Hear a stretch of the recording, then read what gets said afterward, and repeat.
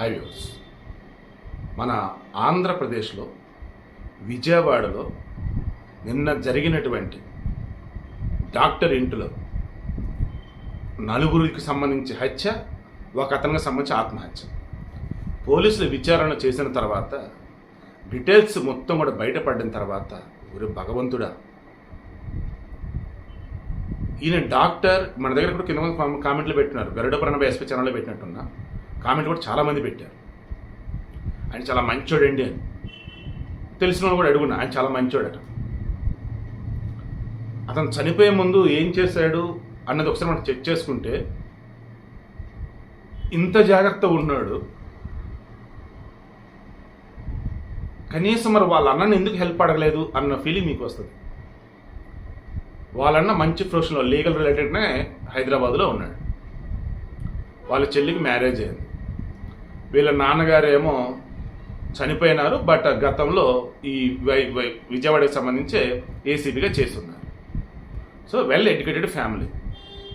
ఈయన పేరు Srinivas Nayak, that means ST. ఎందుకు అది మెన్షన్ చేశానంటే రిజర్వేషన్ ఉంది, చదువుకున్నాడు, గొప్ప వైద్యుడయ్యాడు, గుడ్, చేతిలో డబ్బు ఉంది, ఏదో ఒక రోజు హాస్పిటల్ పెట్టాలన్నా హాస్పిటల్ కూడా పెట్టాడు. అంతకుముందు చాలా ఆసుపత్రుల్లో చేస్తున్నాడు. సో మంచి పేరు వచ్చింది, ఆసుపత్రి పెట్టాడు. అయితే ఇందులో ఎక్విప్మెంట్ వైజ్ శ్రీజ ఆర్థోపెడిక్ ఆసుపత్రి పెట్టారు. ఎక్విప్మెంట్ వైజ్ అత్యధికమైన యంత్రాలు కావాలన్నట్టుగా అనుకున్నారు. దెన్ వాళ్ళ ఫ్రెండ్స్ని అడిగితే వాళ్ళే హెల్ప్ చేశారు. ఇదే ఇక్కడ అతిపెద్ద ట్విస్ట్ లాంటిది.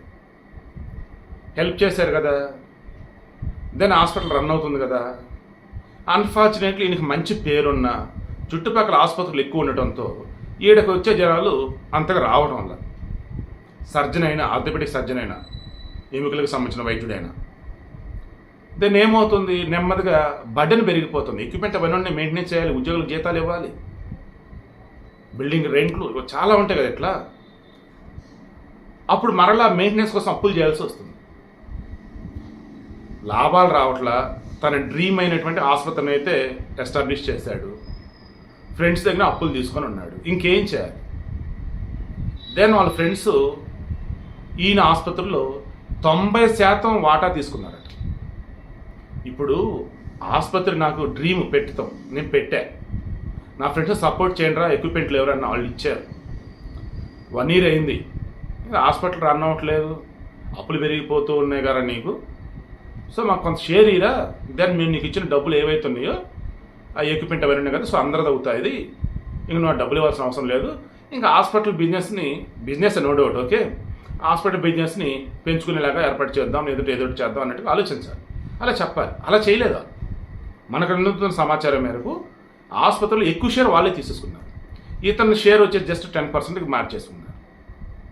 ఇక దాంతో అతను మానసికంగా బాగా కుంగిపోయాడు. నేను వీడియోలో నేను చెప్పా, ఏకంగా తనకు సన్నిహితుల దగ్గర డిప్రెషన్తో కూడిన మాటలతో నాకు బతకాలనిపించట్లేదు, కష్టపడి ఆసుపత్రి పెట్టుకొని ఎక్విప్మెంట్లు అవన్నీ మంచిగా పెట్టుకున్నాక ఆసుపత్రి సరిగా నడవనప్పుడు, అప్పులు అవుతున్నప్పుడు ఎవరైతే హెల్ప్ చేస్తారో వాళ్ళే వచ్చి ఆసుపత్రిలో మేజర్ షేర్ వాళ్ళే తీసేసుకుంటే ఇంకేంటన్నట్టు నేను నాకు వద్దు లైఫ్ అని అంటుంటే కాదు కుదిరి నాకు చెప్పాల్సింది చెప్పాను. దెన్ ఇంక ఇప్పుడు వాళ్ళ అమ్మ ఉంది, రవణమ్మ, ఆమెను ఎందుకు చంపాడు ఇతను?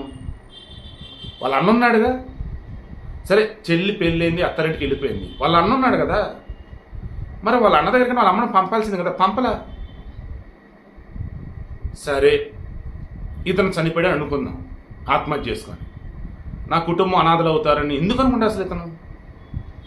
తనకు కొడుకున్నాడు శ్రీహరి, చిన్నపిల్లాడు, కూతురు ఉంది, ఐ థింక్ శైలజ అనుకుంటా, తన భార్య ఉషా.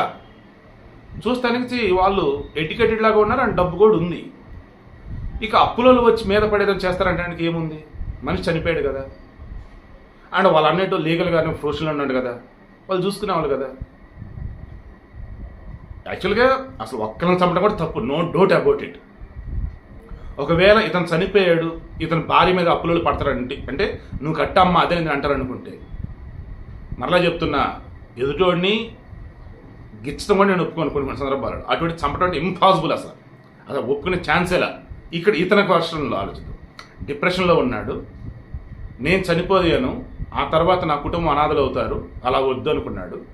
నేను చనిపోయాను, అప్పులు ఎవరైనా వస్తే మరలా నా ఇంటి మీద పడతారు, నా భార్యని ఇబ్బంది పెడతారు అనుకున్నప్పుడు నీ భార్యని చంపావు, నువ్వు చనిపోయావు. సో ఇద్దరు చనిపోయారు. ఆ పిల్లలు అనాథలు అవ్వకుండా వాళ్ళ నా అమ్మ ఉంది కదా, 65 ఎంత ఉన్నాయి రమణమ్మకి పాప, ఆమె చూసుకునేది ఎక్కడ, ఆయన పెద్ద బిడ్డ ఆ మగాయన దగ్గరికి వెళ్ళిపోయి, అంటే ఈయన అన్న దగ్గరికి వెళ్ళిపోయి. మరలా మీరు అనొచ్చు, ఒకవేళ అన్న మంచోడు కాదేమోనండి, ఆయన మీద నమ్మకం లేకుండా ఇలా చేసాడు అంటారేమో.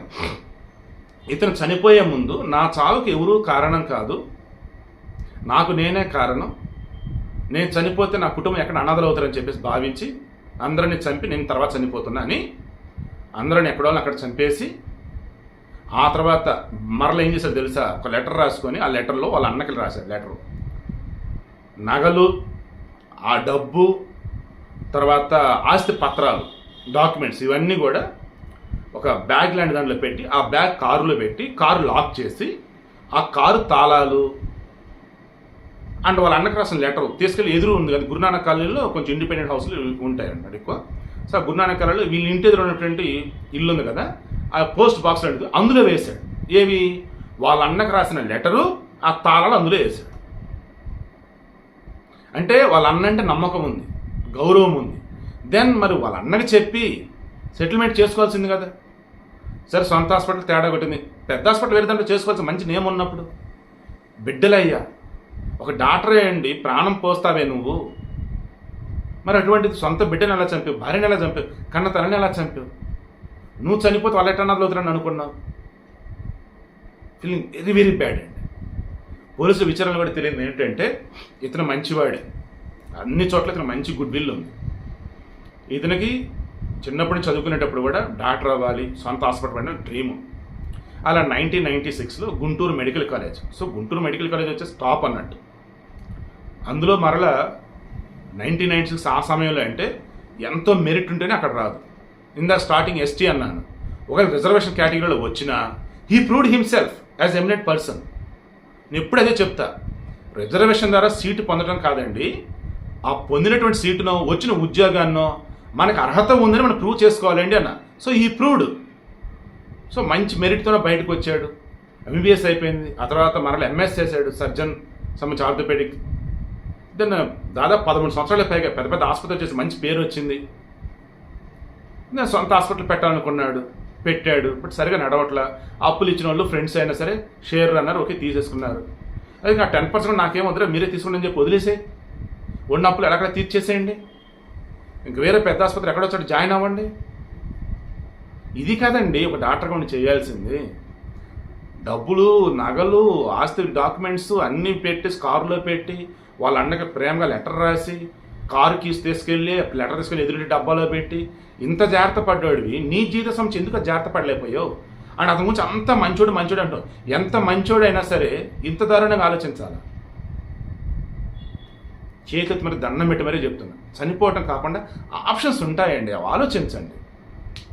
చెత్తనా కొడుకులు అంతా వేల కోట్లు దొబ్బేసి దేశాలు విడిచి హ్యాపీగా బిందాస్ బతుకుతా ఉన్నారండి. మీరేంటండి ఉన్నదాంతో ఏదో సెటిల్ చేసేసి హ్యాపీగా ఉండాల్సింది పోయి అయిపోయి ఇన్సాల్వెన్స్ పిటిషన్ అది పెట్టి బతుకున్న వాళ్ళు ఎంతమంది లేరు. మీ చేతిలో వృత్తి ఉంది, స్కిల్స్ ఉన్నాయి, ఎక్కడో వేరే చోటుకి వెళ్ళి బతకండి, ఇక్కడ అన్ని క్లియర్ చేసుకొని. అంతేగాని చనిపోవటం ఏంటండి.